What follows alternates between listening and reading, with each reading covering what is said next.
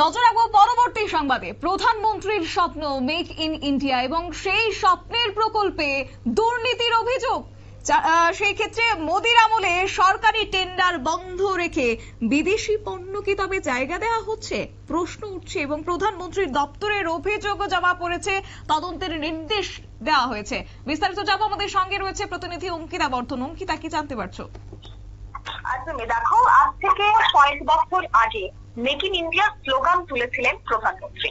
আর এই উদ্যোগকে সফল করার লক্ষ্যেই দেখা গেছিল যে সব কেন্দ্রীয় যে অফিসগুলি রয়েছে সেই অফিসগুলিতে বাধ্যতামূলক ভাবে বাড়ানো হয়েছিল মেড ইন ইন্ডিয়ার সামগ্রীর ব্যবহার। এবং এর কয়েক বছরের মধ্যে একটা দেখা যায় যে উলটপড়ান। কিসে উলটপড়ান? দেশীয় পণ্যের পরিবর্তে সেখানে এখন বিদেশি পণ্য ব্যবহার করা হচ্ছে।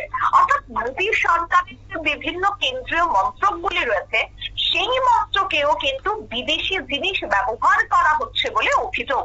আর অভিযোগ উঠেছে ইতিমধ্যে রাজধানী দিল্লির বিভিন্ন যে কেন্দ্রীয় সরকারি অফিসগুলি রয়েছে সেই অফিসের অলিন্দে সরকারি সূত্রে মূলত যে দাবি তা হচ্ছে যে কেন্দ্রীয় নীতি থেকে বিচ্যুতির এই অভিযোগ দিয়ে কিন্তু এবার নড়ে চড়ে বসেছেন প্রধানমন্ত্রী। কারণ দেখো, দেশের পণ্য ব্যবহার করতে হবে। Make in India, made in ইন্ডিয়ার উপর যখন জোর দিয়েছিলেন প্রধানমন্ত্রী, সেক্ষেত্রে দেখা গেছিল প্রথম ধাপ ছিল বিভিন্ন অফিস আদালতে দেশীয় পণ্য ব্যবহার, জিনিসপত্র ব্যবহার। কিন্তু সেই জায়গায় স্লোগান উঠলো, বিভিন্ন জায়গায় জিনিসপত্র উঠে, কিন্তু হুট করে দেখা গেছে যে বেশ কয়েক বছর পরই সেখানে সে দেশীয় পণ্যগুলি সরিয়ে সেখানে বিদেশি পণ্য রাখা হয়েছে। সেখানে একাধিক দেশের মেশিনপত্র ব্যবহার করা হচ্ছে, হার্ডওয়্যার ব্যবহার করা হচ্ছে। আর সেই বিষয়টা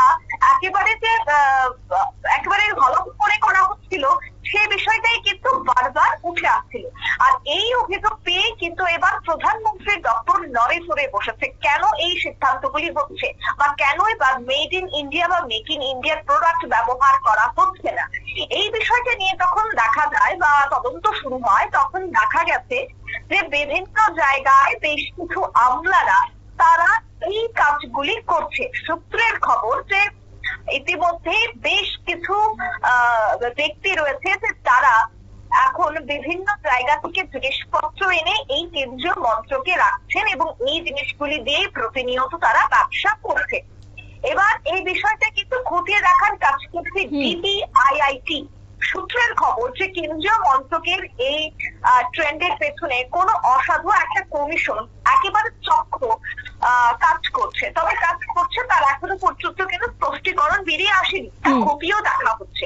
তবে নয়াদিল্লিতে সরকারি সূত্রের দাবি যে পুরোনো ঘটনা খতিয়ে দেখার কাজ শুরু করতেই এখন কিন্তু আটকে দেওয়া হয়েছে 64,000 কোটি টাকার সরকারি টেন্ডার। অর্থাৎ টেন্ডার গুলিকে কিন্তু এখন আপাতত আটকে দেওয়া হয়েছে 64,000 কোটি টাকার। কেন্দ্রীয় মন্ত্রকে প্রয়োজনীয় জিনিস কেনার জন্য সেসব টেন্ডার জারি করা হয়েছিল।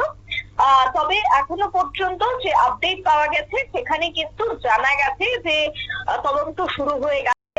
আর তদন্তের পরিপ্রেক্ষিতেই সবটা বেরিয়ে আসবে। দেখো, দেশীয় বা দেশের পরিবর্তে বিদেশি জিনিসপত্র ব্যবহার, সেই বিদেশের ব্যবহারের দিকে কিন্তু এক প্রকার ঝুঁকতে শুরু করেছে আবারও বেশ কয়েকজন বা বেশ কয়েকটা দপ্তর।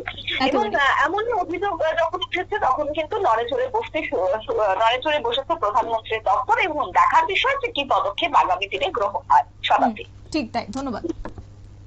আমাদের প্রতিনিধি বিস্তারিত বিষয় জানিয়েছেন। অর্থাৎ প্রধানমন্ত্রীর সেই স্বপ্নের মেক ইন ইন্ডিয়াকে কার্যত এক প্রকার দুর্নীতির অভিযোগ এবং সেখানেই আসছে বিদেশি পণ্য এবং বিদেশি পণ্যতেই তৈরি হচ্ছে সমস্ত কিছু, এমনটাই অভিযোগ এই মুহূর্তে বারবার উঠে আসছে। তবে নিয়ে নিচ্ছে ছোট্ট একটি বিজ্ঞাপন বিরতির, সঙ্গে থাকুন।